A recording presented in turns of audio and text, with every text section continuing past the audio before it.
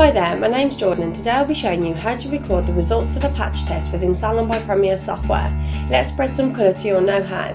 To record the results of a patch test, first head to Reception. At the top of the screen, click the Client menu, Client and select a client card. From their client card, click the Patch Testing tab. If a client has a patch test at your salon, click the New Patch Test button below the Notes box. Here, you'll be able to confirm the date tested under Test Details on the left of the screen, as well as the type of patch test and the staff member who carried it out. Click the green tick when you're done. If the client is returning after their patch test, find the patch test you recorded under the Patch Testing tab and towards the bottom of the screen. Here you'll be able to set whether the client passed or failed their test in the test results. You can also enter the date completed for the patch test and the date the test is valid until. When you're finished, click the green tick. Depending on what details you set up in Manager will determine what will happen should a client fail their patch test. These will be worn or denied. If the details are set to worn, the client may still have their appointment should they wish, but if the configuration is set to deny, you will be unable to arrive the client for their appointment. For more salon how-tos, tips and tricks, don't forget to follow us here on YouTube.